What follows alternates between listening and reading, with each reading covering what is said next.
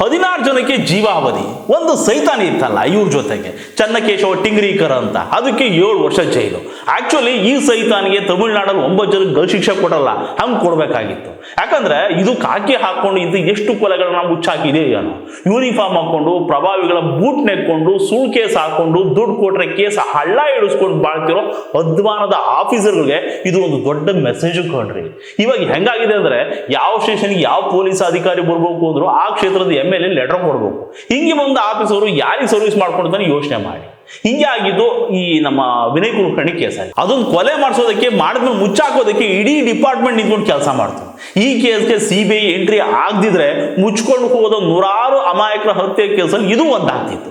CBI ಬೆನ್ನು ಬಿದ್ದದಕ್ಕೆ ಇವತ್ತು ಇಡೀ ದೇಶದ ಪ್ರತಿ ರಾಜಕಾರಣಿ ಪ್ರತಿ ಪೊಲೀಸು ಒಂದು ಕ್ರೈಮ್ ಮಾಡಿಸೋದಕ್ಕೆ ಮುಚ್ಚಾಕೋದಕ್ಕೆ ಒಂದ್ಸರಿ ಯೋಚನೆ ಮಾಡಬೇಕು ಅಂತ ತೀರ್ಪು ಬಂದಿತ್ತು. ಅಧಿಕಾರದ ಅಮಲು, ದುಡ್ಡಿನ ಮದ, ನೆತ್ತಿಗೇರಿದ ಅಹಂಕಾರ, ನಾನು ಏನ್ ಮಾಡಿದ್ರು ತಪ್ಪಿಸ್ಕೊತೀನಿ ಅನ್ನೋ ಹುಂಬತನ ಇದ್ರೆ ಕಡೆಗೆ ಏನಾಗುತ್ತೆ ಅನ್ನೋದಕ್ಕೆ ಬೆಸ್ಟ್ ಎಕ್ಸಾಂಪಲ್ ಈ ವಿನಯ್ ಕುಲಕರ್ಣಿ ಕೇಸು. 1000 ಕೋಟಿ ಆಸ್ತಿ, 3 ಸಾರಿ MLA, 1 ಸಾರಿ ಮಿನಿಸ್ಟ್ರು, ಬೇಕು ಅಂದಿದ್ದೆಲ್ಲ ಕಾಲ ಹತ್ರ ಬಂದು ಬೀಳುತ್ತೆ. ನಾನು ಏನ್ ಮಾಡಿದ್ರು ಯಾರೇನ್ ಕಿತ್ಕೋತಾರೆ, ನಾನು ಟಚ್ ಮಾಡೋ ಮೀಟ್ರ್ ಯಾರಿಗಿದೆ ಅನ್ನೋ ಅಹಂಕಾರ ನೆತ್ತಿಗೇರಿದ್ರೆ ಒಂದು ವಿನಯ್ ಕುಲಕರ್ಣಿ ಆಗುತ್ತೆ, ಅಂಥದ್ದಕ್ಕೆ ಜೀವಾವಧಿ ಶಿಕ್ಷೆ ಆಗುತ್ತೆ ಅನ್ನೋದನ್ನ ಪ್ರೂವ್ ಮಾಡಿದ್ದು ಈ ತೀರ್ಪು. ಧಾರವಾಡ ಜಿಲ್ಲಾ ಪಂಚಾಯತ್ ಮೀಟಿಂಗ್ ನಲ್ಲಿ ಜಿಲ್ಲಾ ಉಸ್ತುವಾರಿ ಮಂತ್ರಿ ವಿನಯ್ ಕುಲಕರ್ಣಿಗೂ ಪಂಚಾಯತಿ ಮೆಂಬರ್ ಯೋಗೀಶ್ ಗೌಡ್ರಿಗೂ ಕುಡಿಯೋ ನೀರಿನ ಒಂದು ಸಣ್ಣ ವಿಚಾರಕ್ಕೆ ಮಾತಿಗೆ ಮಾತು ಬೆಳೆಯುತ್ತೆ ಅಷ್ಟೇ. ಒಬ್ಬ ಯಕಶ್ಚಿತ್ ಪಂಚಾಯತಿ ಮೆಂಬರು ನನ್ನ ಎದುರು ನಿಂತು ಮಾತಾಡ್ತಾನೆ ಅಂದ್ರೆ ಏನರ್ಥ? ಇಂಥವ್ರು ಬದುಕಿರ್ಬೇಕಾ ಭೂಮಿ ಮೇಲೆ? ಅಷ್ಟೊಂದು ಕೊಟ್ರೆ ಮುಗೀತಲ್ಲ. ಫಾರ್ಮ್ ಹೌಸ್ ಅಲ್ಲಿ ಒಂದು ಮೀಟಿಂಗು, ಯಾರು ಹೊಡಿಬೇಕು, ಹೆಂಗೆ ಹೊಡಿಬೇಕು, ಹೊಡೆದಾದ್ಮೇಲೆ ಯಾರು ಸರೆಂಡರ್ ಆಗಬೇಕು, ಆಮೇಲೆ ಹೆಂಗೆ ಕೇಸ್ ಮುಚ್ಚ ಹಾಕಬೇಕು, ಇದನ್ನೆಲ್ಲ ಮಿನಿಸ್ಟ್ರು, ಪೊಲೀಸರು, ಹೊಡೆಯೋದಕ್ಕೆ ಹೋಗೋರು ಎಲ್ಲ ಒಟ್ಟಿಗೆ ಕೂತ್ಕೊಂಡು ಪ್ಲಾನ್ ಮಾಡ್ತಾರೆ. ಅವತ್ತು ಜೂನ್ 15, 2016ನೇ ಇಸ್ವಿ ಬೆಳಗ್ಗೆ ತಂದೆ ಜಿಮ್ ಅಲ್ಲಿ ಪೇಪರ್ ಓದ್ಕೊಂಡು ಕೂತಿದ್ದ ಯೋಗೀಶ್ ಗೌಡನ್ನ 6 ಜನ ಬಂದ್ಬಿಟ್ಟು ಹೊಡೆದಾಕ್ ಹೋಗ್ಬಿಡ್ತಾರೆ. ಅಲ್ಲಿ ಬೆಳಗ್ಗೆ ಮರ್ಡರ್ ಆದ್ರೆ ಇಲ್ಲಿ ಬೆಂಗಳೂರಲ್ಲಿ ನಮ್ಮ ಹೋಮ್ ಮಿನಿಸ್ಟ್ರು ಇದೇ ಡಾಕ್ಟರ್ ಜಿ ಪರಮೇಶ್ವರ್ ಸಾಹೇಬರು ತಿಂಡಿ ತಿನ್ಕೊಂಡು ಕೈ ತೊಳ್ಕೊಂಡು ಬಾಯಿ ಒರೆಸ್ಕೊಂಡು ಬಂದು ಇದು ಪ್ರಾಪರ್ಟಿ ವಿಚಾರಕ್ಕಾಗಿರೋ ಮರ್ಡ್ರು ಅಂತ ಮೀಡಿಯಾಗಳಿಗೆ ಬೈಟ್ ಕೊಡ್ತಾರೆ. ಅವ್ರ ಹಿಂದೆನೆ ಈ ಧಾರವಾಡದ ಉಸ್ತುವಾರಿ ಮಿನಿಸ್ಟ್ರು ವಿನಯ್ ಕುಲಕರ್ಣಿ ನಿಂತ್ಕೊಂಡು ಉಳ್ಳು ನಗ್ತಿರತ್ತೆ. ಅದಾದ ನೆಕ್ಸ್ಟ್ ಡೇ ಒಂದು 6 ಜನ ಬಂದ್ಬಿಟ್ಟು ನಾವೇ ಸ್ವಾಮಿ ಆ ಯೋಗೀಶ್ ಗೌಡ್ರನ್ನ ಹೊಡೆದಿದ್ದು ಅಂತ ಸರೆಂಡರ್ ಆಗ್ತಾರೆ. ಮುಗೀತಲ್ಲ, ಪೊಲೀಸರು ಚಾರ್ಜ್ ಶೀಟ್ ಹಾಕ್ಬಿಟ್ಟು ಕೈ ತೊಳ್ಕೊಂಡ್ಬಿಡ್ತಾರೆ.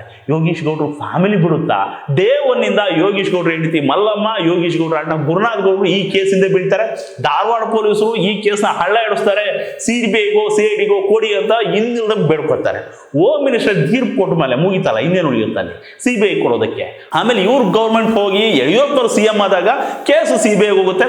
ಅವಾಗ ಶುರು ಆಗೋದು ಅಸಲಿ ಆಟ. ಬಿಲದಲ್ಲಿದ್ದ ಅಷ್ಟು ಪಾಖಂಡಿಗಳನ್ನ ಇಡುತ್ತಿರ್ತಾರೆ, ವಿನಯ್ ಕುಲಕರ್ಣಿ ಸೇರಿಸಿ ಎಲ್ಲರೂ ಜೈಲಿಗಡ್ತಾರೆ. ಅವಾಗಲೂ ಈ ಧಾರವಾಡ ಪೊಲೀಸರು ಆಡದ ಆಟ ಇದೆಯಲ್ಲ, ಹೊಲ್ಸ್ಕೊಂಡ್ರಿ. ಈ CBIನವ್ರು ಹುಡುಕಿ ಸಾಕ್ಷಿ ಹಿಡ್ಕೊಂಡ್ಬಂದು ಕೋರ್ಟಿಗೆ ಕರ್ಕೊಂಡು ಬನ್ನಿ ಅಂತ ಈ ಪೊಲೀಸರ ಕೈ ಕೊಟ್ರೆ ಇವ್ರು ಕೋರ್ಟ್ಗೆ ಹೋಗೋದಕ್ಕೂ ಮೊದಲು ಸೀದಾ ಈ ಮಿನಿಸ್ಟರ್ ಫಾರ್ಮ್ ಹೌಸಿಗೆ ಕರ್ಕೊಂಡೋಗಿ ಬಿಡೋರು. ಅಲ್ಲಿ ಎದುರಿಸಿ ಬೆದರಿಸಿ ಕೋರ್ಟಲ್ಲಿ ಏನು ಹೇಳಬೇಕು ಅಂತ ಹೇಳ್ಬಿಟ್ಟು ಕಳ್ಸೋರು. ಇನ್ನಲ್ಲಿಂದ ಬರ್ಕತ್ತಾಗದ ಕೇಸು. ಈ ಕಳ್ಳಾಟನ ಹಿಡಿದ್ರು CBIನವರು. ಅವಾಗಲೇ ಈ minister Vinay Kulkarni bail cancel ಮಾಡಿ ಮತ್ತೆ ಕರ್ಕೊಂಡು ಜೈಲಿಗೆ ಬಿಟ್ಟಿತ್ತು. ಇದ್ರ ಮಧ್ಯದಲ್ಲಿ ಯೋಗೀಶ್ ಗೌಡ್ರ ಹೆಂಡತಿ ಉಲ್ಟಾ ಹೊಡಿತು. ಏನೋ ದುಡ್ಡು ಕಾಸಿನ ವ್ಯವಹಾರ ಆಯ್ತಂತೆ, ಓದೋನ್ ಹೋದ, ಫ್ಯೂಚರ್ ನೋಡ್ಕೋಬೇಕು ಅಂತ ಈ ಒಮ್ಮನ್ ಲೆಕ್ಕಾಚಾರ. ಈ ಯೋಗೀಶ್ ಗೌಡ್ರ ಅಣ್ಣ ಗುರುನಾಥ್ ಗೌಡ್ರು ಮಾತ್ರ ಅಂತ ಲೆಕ್ಕಾಚಾರ ಮಾಡಲಿಲ್ಲ. ಬೆನ್ನು ಹೊತ್ಕೊಂಡು ಬಂದವರು ನಾವು ಬಿಡಕ್ಕಾಗುತ್ತ ಅಂತ ಕಾಲೂರು ನಿಂತು ಹೋರಾಡಿದ್ರು, ಹೊಡೆದಾಡಿದ್ರು. ಮಿನಿಸ್ಟ್ರಿ ಎದುರಿಗೆ ಫೈಟ್ ಮಾಡೋದು ಅಂದ್ರೆ ಸುಮ್ಮನೆನಾ? ಪೊಲೀಸರು ಬಿಡ್ತಾರ ಹೇಳಿ? ಒಂದು 6 ಕೇಸ್ಗಳನ್ನ ಮಾಡಿದ್ರು, ಒಂದು 3 ಸರಿ ಜೈಲಿಗೆ ಕಳ್ಸಿದ್ರು, ಕೊಂದಾಕ್ತಿವಿ ಅಂತ ಎದುರಿಸಿದ್ರು, ಯಾವುದಕ್ಕೂ ಜಗ್ಲಿಲ್ಲ ಅಯ್ಯಪ್ಪ. ಇವಾಗ ಅಷ್ಟು ಅಂಡಾದುಂಡಿ ಮಾಡಿದವ್ರನ್ನ ಜೀವ ಇರೋರು ಜೈಲಲ್ಲಿ ಮುದ್ದೆ ಮುರಿದಿ ಅಂತ ಕೋರ್ಟ್ ತೀರ್ಪು ಕೊಟ್ಟು ಕಳ್ಸೈತೆ. ಏನೂ ಇಲ್ಲ ಅಂದ್ರೂ ಕೋರ್ಟ್ ಅನ್ನ ತೀರ್ಪನ್ನ ನಂಬ್ಕೊಂಡು ಬಾಳ್ಬಹುದು ಅನ್ನೋ ಭರವಸೆ ಬಂತು ಬಡವರಿಗೆ. ಏನಿದ್ರು ಎಷ್ಟಿದ್ರು ಕಾನೂನು ಮುಂದೆ ಬಗ್ಗಿ ನಿಂತ್ಕೋಬೇಕು, ಇಲ್ಲ ಅಂದ್ರೆ TM ಮೇಲೆ ಒಳಗಾಗ್ತಾರೆ ಅನ್ನೋ ಪಾಠ ದೊಡ್ಡವರಿಗೆ.